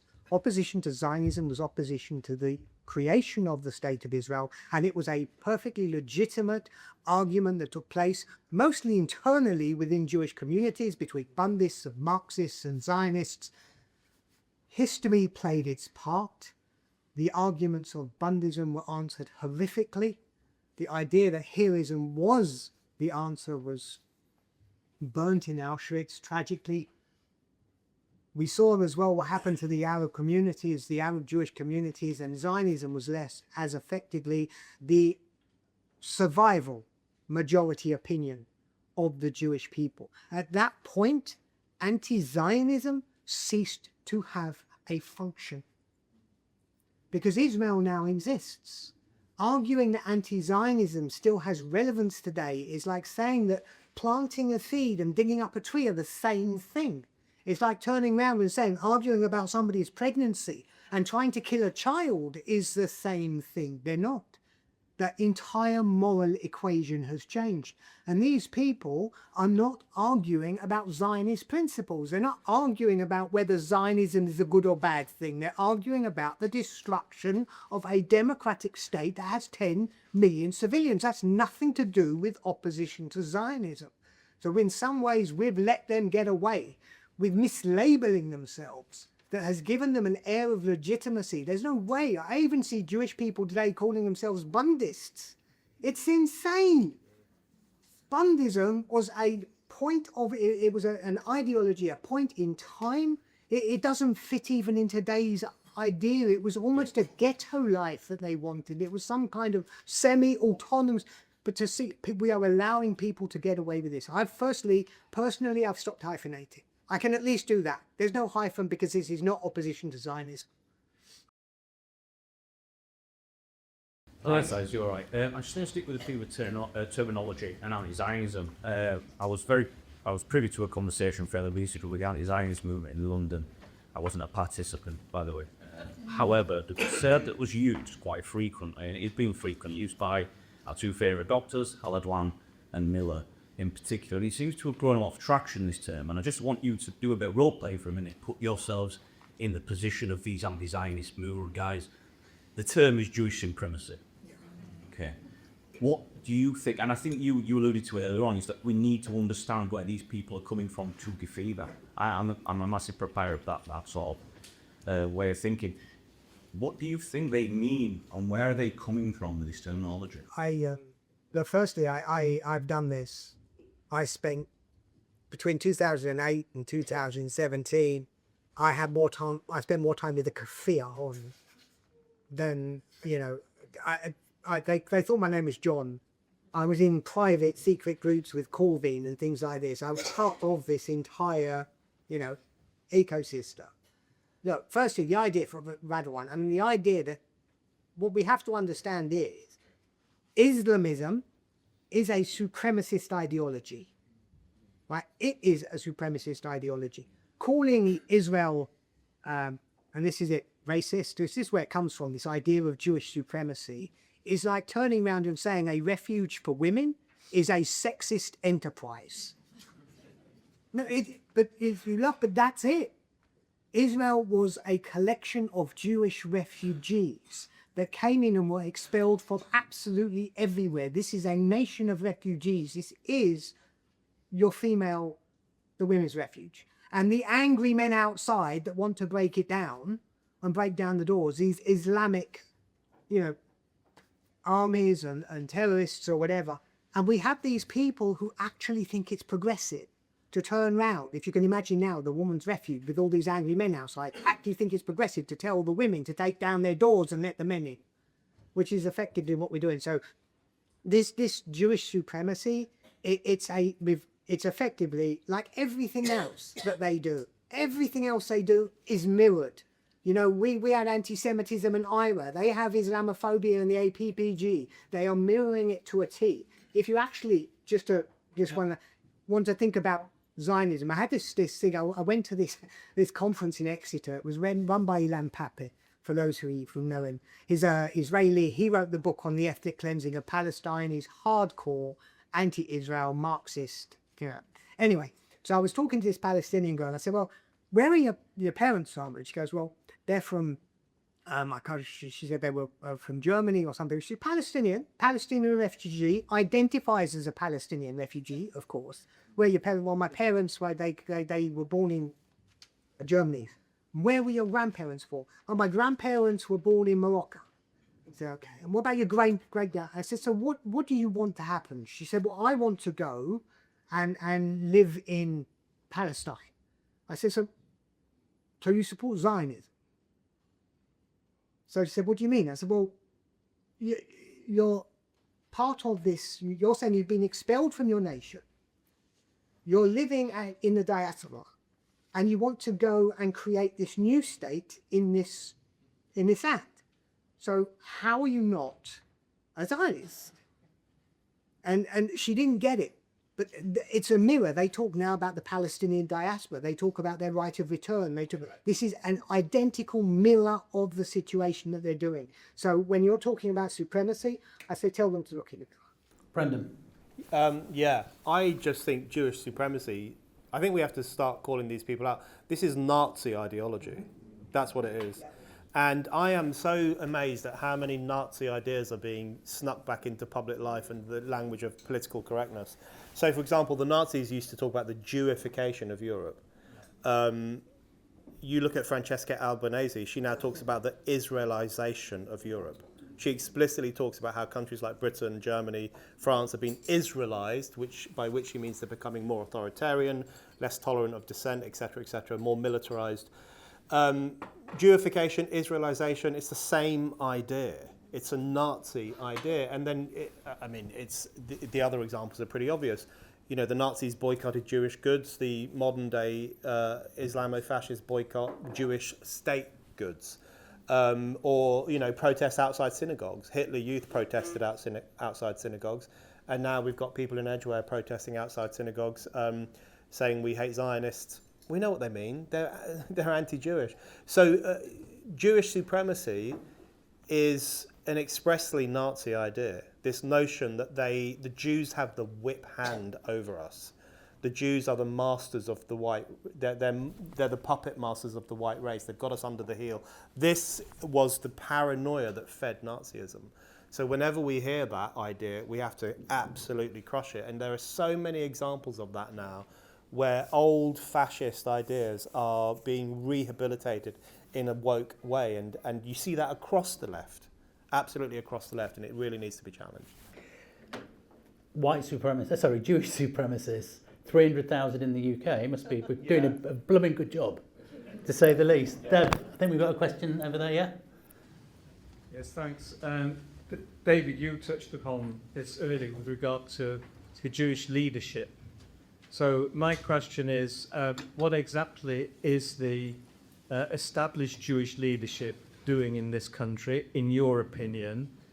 I'm talking about the national Jewish leadership, Board of Depths, Jewish Leadership Council, whoever they are.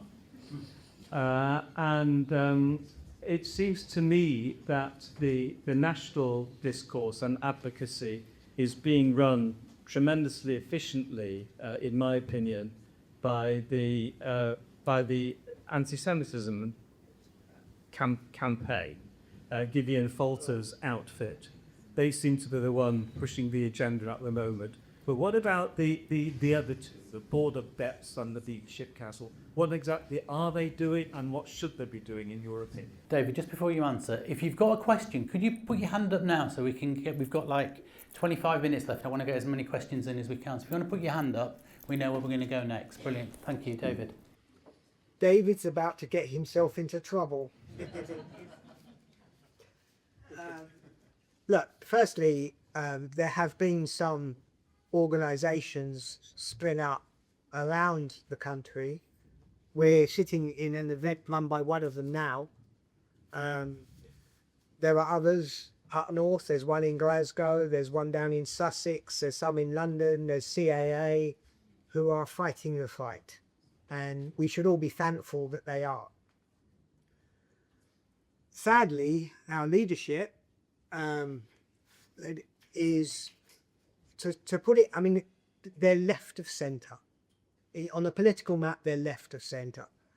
The current BOD is inherently stalwart, sitting in bed. They're part of his own Camden clique, actually.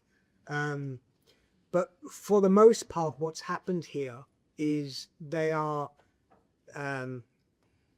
two-staters. It's very, I mean, they are effectively living in a world where the only solution is the two-state solution.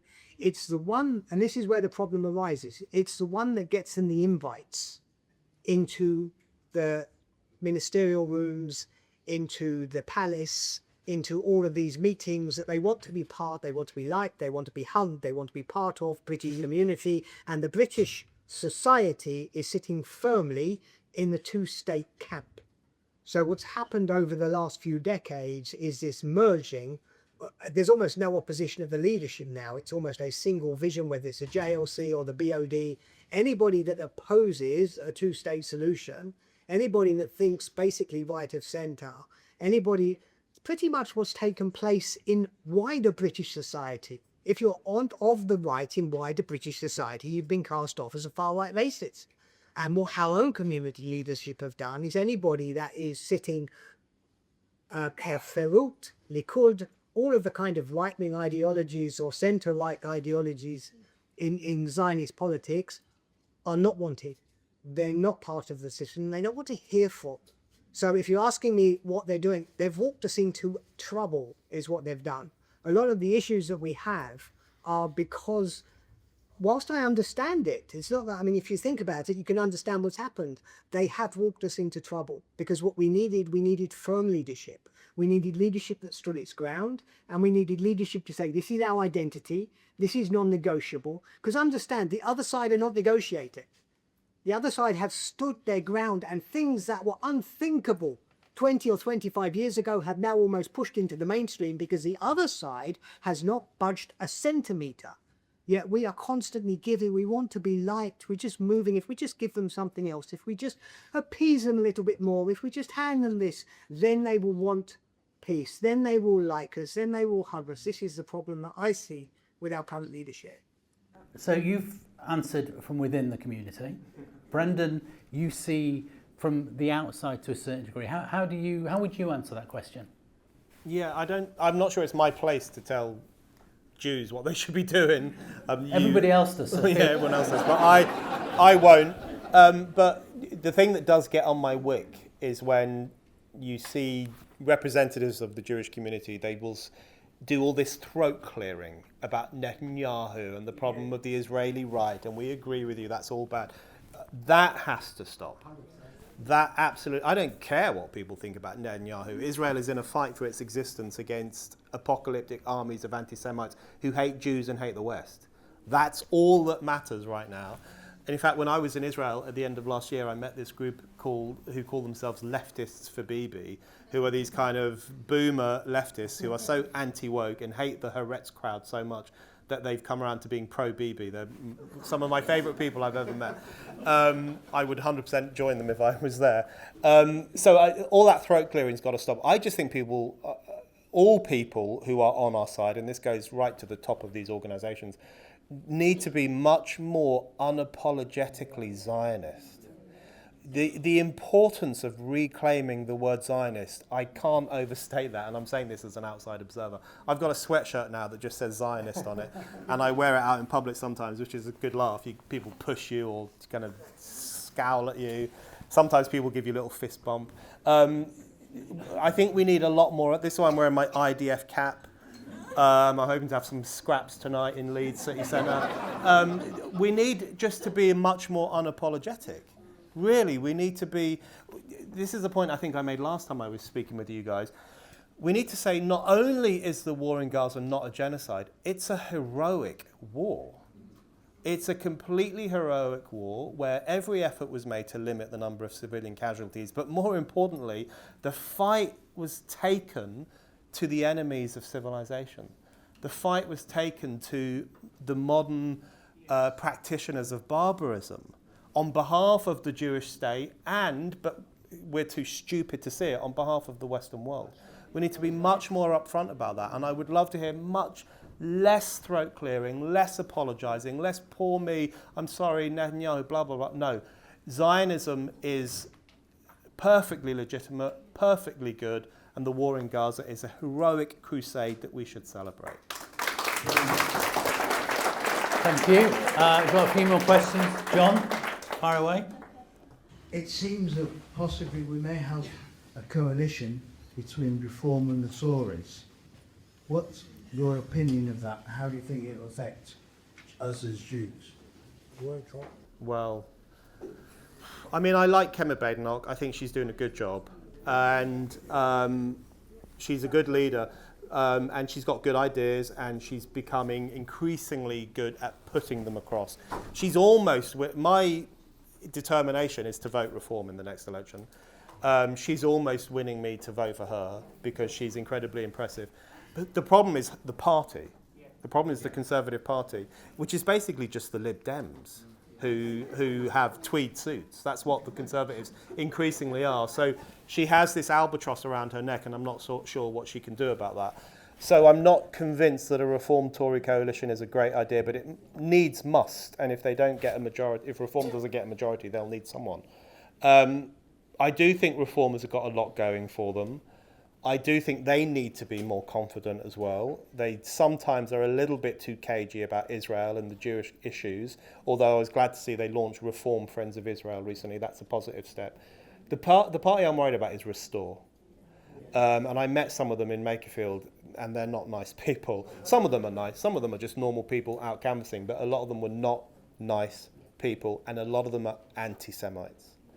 And it's the horseshoe theory. So you've got the Greens on one side, you've got Restore on the other, and their meeting point is that they are incredibly suspicious of the Jewish state, Zionist influence, Jewish supremacy, yada, yada, yada. So we've got this problem on the right now, and we've got this problem on the left. I think Reform is probably the best bet for this country, but they need to up their game. They need to be sharper on some of these issues that we've been talking about tonight. So if Reform in your mind are the best bet, and you're Kemi at this moment in time, and we all saw Kemi stand up in Golders Green and she answered that question superbly about, or she wouldn't be swayed at all, she was very adamant with her answer. What do you say to Kemi to counter the success of Reform? My problem is, I mean, I pretty much agree with what's just been said. I've seen Kemi now a few times, and I love her. I think she's great. I really do. And she's such an impressive politician. And at the same time, I feel so sorry for her because of the timing of her leadership. That's basically it for me. I agree. I think my fear when we're talking, firstly, absolutely with Restore. I mean, my issue with Restore, why is Reform not enough for you? You know, what more are you looking for here? And most of the people I've come across with Restore, absolutely hardcore, Mingo near. My other fear is when you're talking about vote splitting on the right, I always look to Southend. I mean, Southend, it's Essex, right? This is Brexit heartland. They have a Labour MP. Because between Reform and the Conservatives, they split the vote and they allowed the Labour MP to walk straight through the middle. That is a real fear. So you're talking about coalitions. We're so used to this two-party system that our minds still work in this way.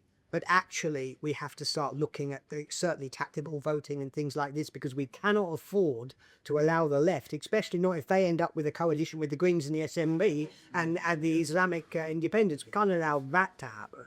So the tragedy here would be for us to be stupid about what's going on in the rights. Thank you. Russell, please. I've had a different dad. I've been a GP in West Leeds for 40 years, and I have to say I've never come across anti-Semitism. I've been very blessed. My dilemma is my practice was the home of the National Front in Leeds, and now all these ex-Nazis apologising to me. We love you. I don't know why we started with you. Wherever Jews came to Leeds, the communities blossomed. They looked after the locals. They've contributed to society. You're our brothers. What do I do with these things? Do I give them a big hug? I'll say join us. Do I say come to LLAA? Send them to another surgery. Or should I avoid them like the plague? Brendan. Well, I think, that's a very good question. I think, a Nazi who's changed his ways, I don't know, what do we think about that? I mean, it's possible. In fact, someone in my life who was never in the NF, who was never a neo-fascist, but he had anti-Semitic tendencies, I'll put it like that. Someone I've been close to for years, I still am. He had anti-Semitic tendencies, he used to always get on my nerves. He would make anti-Jewish jokes, that kind of thing. More recently, he's made similar comments to me that some of the people you've encountered have made, which is, they're not so bad after all. He says things like that. And I'm like, okay, good that you finally realised. But I think it does reflect changes in society, the kind of things we've been talking about tonight. And I think what people might be, some people might be realizing rather too late in the day, is that the Jewish community is not the menace that they might have been taught to think it is. In fact, quite the opposite. It's the threats to the Jewish community that are the true menace in our society. The Islamist movement, the radical left, the kind of anti-Semitic left. That I think people are realizing that now. A lot of people, we know that 7th of October turned some people into rabid anti-Semites or brought out their rabid anti-Semitism. That's well documented and that's an ongoing problem. I think on other people it had the opposite effect. It actually made them realize that there's a serious problem of radical Islam. There's a serious problem of anti-Semitism.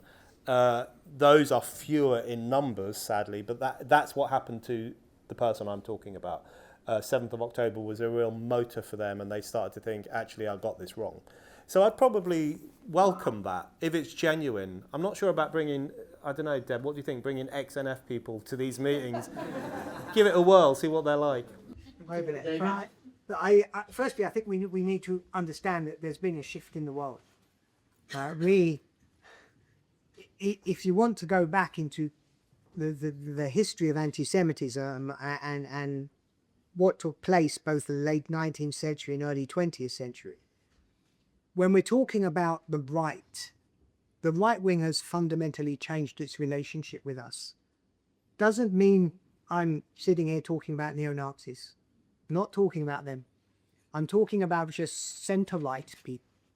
Actually, anti-Semitism was often driven by the centre. I mean, it needed the centre-right to create the majority that would man the far-right projects. What's happened is that Israel was born. And the Jews now have a state. We're a people with a state.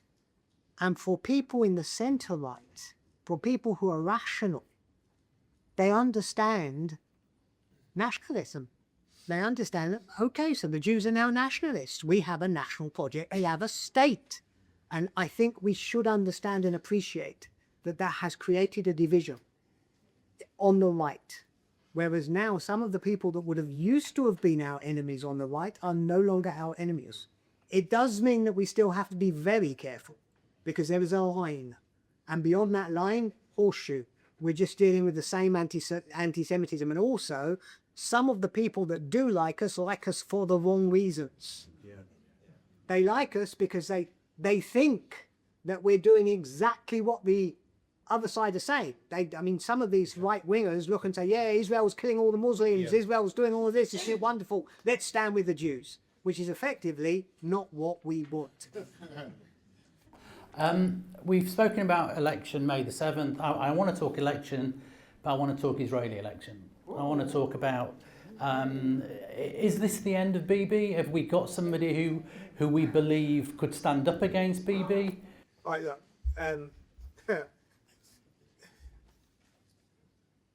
couple of things, and just to add to something Brendan said earlier that's really important. I watched a BBC programme on anti-Semitism a few weeks ago. They did another one of their BBC, and its starting point, the basic premise is this. Don't blame British Jews for what Israel is doing. That's how it all starts, and this leads to the apology. Well, I don't stand with Bibi Netanyahu. Well, I'm not supportive of the Israeli government. Okay, as soon as you do that, you are confirming the libels that the left are spreading, saying, "Well, don't blame me for the genocide." Yeah, that's effectively what you're saying. Don't do it, ever, because it really is playing into that system. So I'm approaching that because I'm coming in now talking about Bibi. I personally think that yes, look, one way or another, we are coming to the end of Bibi's era. I mean, he's getting on. He might have another election victory in him. He probably doesn't have another condemned, probably couldn't manage another 4 years anyway. The way that the Israeli political system is set up, a lot is going to depend now on what happens over the next 3 months. If Bibi goes into this election with Hamas still sitting in Gaza, Hezbollah still sitting in Lebanon, and the horror of what it seems Trump is now doing to Israel over Iran, Bibi will get slaughtered in the election because he will have put Israel through 3 years of war. And again, there's another side to this. The other side is Israel's actions have been absolutely heroic. What Bibi has done, and this is a tragedy here, because eventually Bibi will be looked on like a hero. That is absolutely guaranteed, right? He will be looked on like a hero. What he has done, he has created an Israel that does not have an existential threat on its borders. He has created an Israel that has pulverized Hamas. He's created an Israel that faced down Hezbollah. He stood up to Biden and Trump. All of these people saying, well, if they'd have just negotiated, yes, if they'd have negotiated, they would have been dealing with Hamas over the hostages. Hamas wouldn't be touched. There wouldn't have been a land invasion. Hezbollah wouldn't have been there. The Ayatollah would be there. Nasrallah would be. This is what Bibi did. Bibi said, no, I'm going to fight this. And he managed to carry both Israel and the rest of the world with them over the facing. Can you imagine the pressure this man has been under? Absolutely incredible. The whole world is against him. And he managed to do what he did. So I think he's going to lose. Yeah. I do think he's going to lose. Yeah. I do feel sorry for the situation that he's facing because I don't think he deserves it. But Israeli politics, it's really, really difficult to pull. Brendan, same question, but also a slight addition. From your professional perspective, what do you think we need to have in Israel moving forward? Good question. I'd like Netanyahu to hang on, but I agree that seems unlikely. You know, he's done some good. Remember when he blew up all those Hezbollah testicles? I mean, that was what a military operation that was. I know that wasn't just him; that was a huge operation. But I can't wait for the Netflix series about that. That's going to be really good. I think, you know, people often say Netanyahu is belligerent and he's too hardcore and he has too much swagger, and I keep thinking, okay, where's the criticism? What's wrong with any of that? That's exactly what Israel needed at this moment. Anyone else who didn't have those qualities, and those qualities can be good or they can be bad. In this case, they were absolutely essential. And if Israel didn't have someone with those qualities, I think it would be in a very bad position now, potentially. So that it was good that Israel had Netanyahu at this moment. He's achieved some amazing things. I'm very worried about the Iran deal. It's hard to know exactly what's in it, but it does seem a bit of a surrender on the part of the West to the Islamic Republic, which will damn the people of Iran to a pretty nasty fate. They will still be dominated by these theocratic lunatics. Having said that, I think there is, and I'm not suggesting anyone here is saying this, but on the left in particular, they're so desperate for Israel to lose. They're so desperate for America to lose. I think they're over-egging the situation.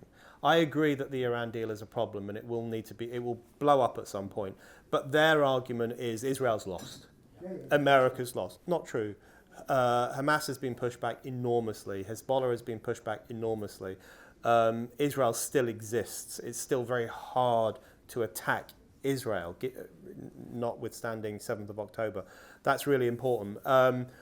What does it need next? It needs more of that kind of belligerence. When I was in Israel, the thing that really struck me, I met all sorts of people. I met hippie chicks. I met Maccabi Tel Aviv fans who didn't really care about politics very much. I met all sorts of people. The thing that Israel has, which Britain doesn't have, is an incredibly strong sense of peoplehood. This is a people.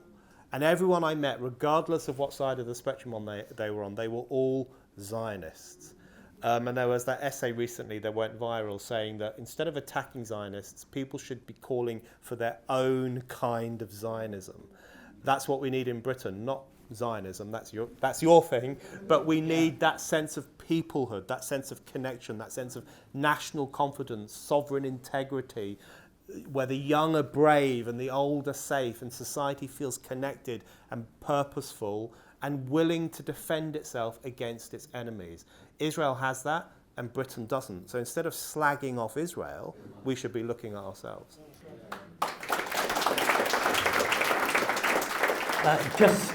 Just before I hand over to Debbie, I just want to say thank you.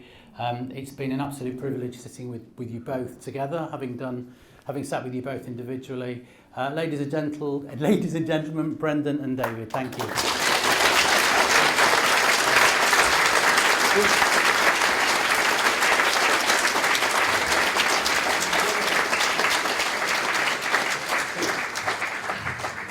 I've just got to be honest, and quite a few people are really depressed. Do you mind if we finish on a high? Can we say something positive and optimistic before you finish, please? Leeds are staying up. What did you say? Leeds are staying up. Oh, Leeds are staying up. We don't care about Leeds. Right, just something. We should be anything nice and optimistic because people aren't going to sleep tonight. And you're looking at the pessimists for this. I think we've said some optimistic things. I mean, firstly, look, I mean, they don't let me talk at home, right? So when they give me a microphone, I like to talk. Look, of course, if we're talking about things that are optimistic, yes, absolutely. Because at the end of the day, firstly, let's talk about Israel, right? Because most of us here, and I hope actually all of us here, have some kind of strong connection with Israel. Israel has never been as militarily secure as it is today. Not ever. And that is a positive thing, right? It really is. Israel is waking up now, and it will come out of this conflict in a stronger military position than it has ever been. It has sent messages to all of its enemies. Right, nobody's going to mess with it now. The mistakes that occurred, and they were horrific mistakes of October the 7th. We will eventually understand exactly what happened. They happened. Not going to happen again. Israel is in a situation now where it has basically taken, because we've all known for the last 20 years, we've been in this repetitive cycle. Every few years, 2011, 2014, 2018, 2021, missiles, Gaza, all of this, it's gone. There's no going back to that now. It's finished. So this is a very, very positive thing. Some IDF soldier posted a picture late 2023 of him and his comrade in front of a burning building, and it was a Hamas arms depot or something they'd set on fire and whatever. And this photo went viral, and everyone said, "Oh my God, look at these gross IDF soldiers gloating about their destruction or whatever. Why would they publish a photo like this?" And I said at the time, the reason they published a photo like this is to let the world know that you can't kill Jews with impunity anymore. There are now consequences when you do that. The consequences are war. The consequences are the destruction of your property if it's a place where you are hiding weapons or using these places to fight against the Jewish state. That is, and it follows on from David's comments, that is incredibly positive. Something revolutionary exists now, which is a Jewish nation and a Jewish army that is devoted to the protection of Jewish people. That's a really revolutionary idea. It's existed for a long time, since for 70 years, but it's really come to fruition and unveiled itself to the world since 7th of October 2023. That's why people are so angry, because Israel has made it clear to the world that you can't do what they did in the 1940s, you can't do what they did in the 1490s, you can't do what they did in the 1190s, you can't kill Jews with impunity anymore. That is an incredibly positive thing.